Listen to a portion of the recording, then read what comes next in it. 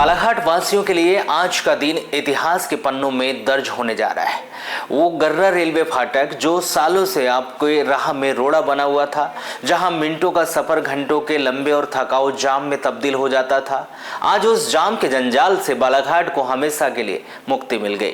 शनिवार 13 जून को जिले के प्रभारी और शिक्षा व परिवहन मंत्री उदय प्रताप सिंह ने 21.68 करोड़ रुपए की लागत से बने राजा भोज ओवरब्रिज का फीता काटकर इसे जनता को समर्पित कर दिया। यह बालाघाट की लाइफलाइन कहे जाने वाली बालाघाट वाराणसी कटंगी मुख्य मार्ग की वो तस्वीर है जिसका इंतजार दशकों से किया जा रहा था। वनगंगा नदी पुल के समीप बना यह रोड ओवर ब्रिज अब पूरी तरह चालू हो चुका है।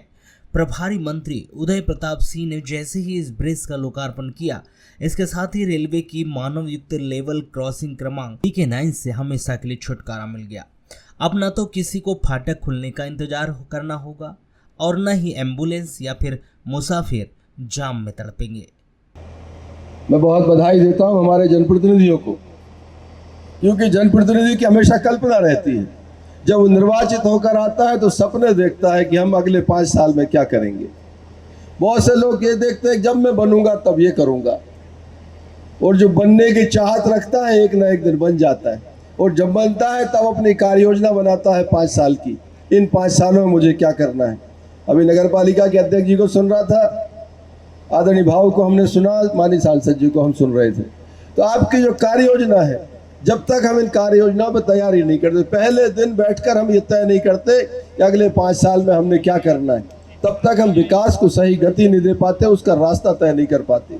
लेकिन मुझे खुशी है कि जनप्रतिनिधियों ने सामंजस्य के साथ पूरी एक कार्य योजना तैयार की है। बालाघाट को इन 5 वर्षों में कहाँ ले जाना है, भारत सरकार से कौन से कामों को हम किस तरह से आगे बढ़ाना है, मध्य प्रदेश सरकार की प्राथमिकताएं क्या है, बड़ी सजगता के साथ आपने यहाँ पर तैयारी की है। मैं सभी को बहुत बधाई देता हूँ, आपको शुभकामनाएं देता हूँ। मैं आज के अवसर पर राजा भोज जो नाम आपने तय किया है, ये बहुत ही मुझे लगता है प्रेरक है। कोई भी नाम आदमी का आप निकलोगे, राजा भोज आरओबी के ऊपर से निकल के जाना है, स्वयं में अपने आपके मन में एक स्फूर्ति देने का काम करता है। जिनने भी जो भी भागीदार हैं इसमें, जिनने भी चयन में अपनी भूमिका निभाई है, उनको भी धन्यवाद दूंगा कि आगे कितने वर्षों तक ये राजा भोज जी के नाम से ओवरब्रिज जाना जाएगा। इस पूरे प्रोजेक्ट को लेकर पिछले कुछ समय से सोशल मीडिया और राजनीतिक गलियारों में एक गहरा सस्पेंस बना हुआ था। अफवाह फैलाई जा रही थी कि ब्रिज की ऊंचाई कम है और भारी या ओवरलोड वाहन यहां से गुजर नहीं पाएंगे। मंच पर आते ही पूर्व मंत्री गौरीशंकर बिसेन ने इस हाइट मिस्ट्री से पर्दा उठाया और विरोधियों को आड़े हाथों लिया। बिसेन ने तकनीकी आंकड़े सामने रखते हुए साफ किया कि ब्रिज का डिजाइन पूरी तरह इंटरनेशनल मानकों के अनुरूप है। उन्होंने डंके की चोट पर ऐलान किया कि लगभग 11 मीटर तक की ऊंचाई वाले भारी वाहन भी इस मार्ग से बिना किसी रुकावट के सरपट दौड़ सकेंगे, यानी सामान्य परिवहन व्यवस्था पर रत्ती भर भी फर्क नहीं पड़ेगा। राजा भोज BK9 पर रेलवे क्रॉसिंग और ब्रिज के बनने से सबसे ज़्यादा किसी विभाग को सहूलियत होती तो हमारे पुलिस महकमे को होती है। हमारे अधीक्षक मिश्रा जी यहाँ बैठे हैं, पुलिस अधीक्षक, हमें पता है कि इन 3 सालों में और विशेष तौर से जब से रेलवे फाटक बंद होने का क्रम शुरू हुआ, डेंजर रोड से बड़े बड़े बसों को, ट्रकों को और उपार्जन के जो हमारे फुल लोडेड ट्रकों को निकालने में जिस तत्परता का परिचय हमारे पुलिस महकमे ने दिया है और कोई अप्रिय घटना नहीं घटी, है हमारी सबसे बड़ी उपलब्धि।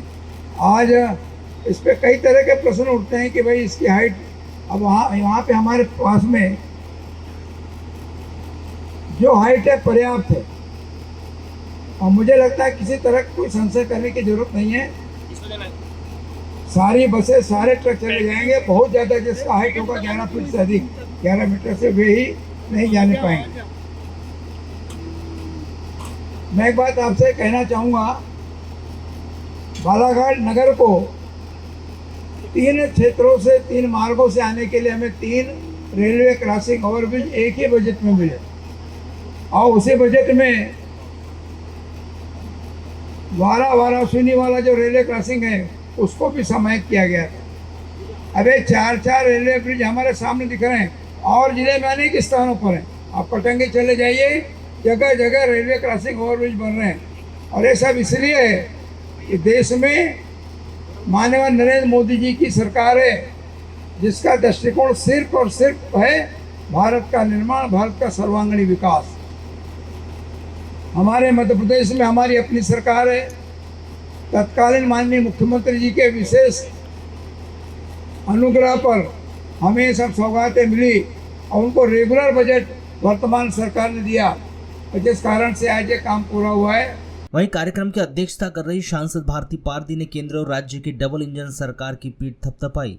उन्होंने एक और बड़ा खुलासा करते हुए बताया कि भटेरा मार्ग पर प्रस्तावित ओवरब्रिज के काम में भी जल्दी तेजी लाई जाएगी।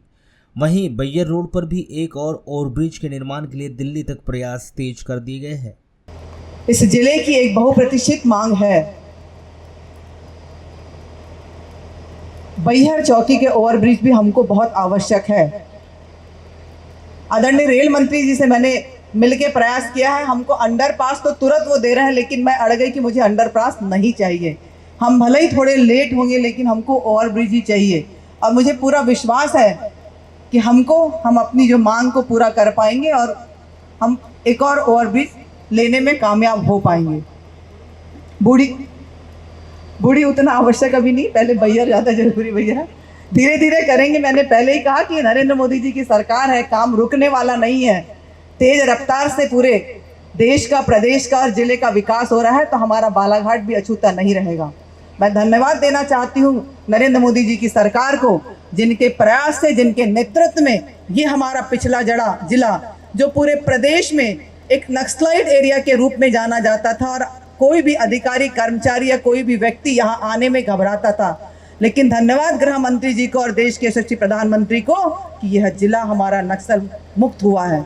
जिसका श्रेय किसी को जाता है तो इस देश की सरकार को, गृह मंत्री जी को और हमारे प्रधानमंत्री जी को जाता है।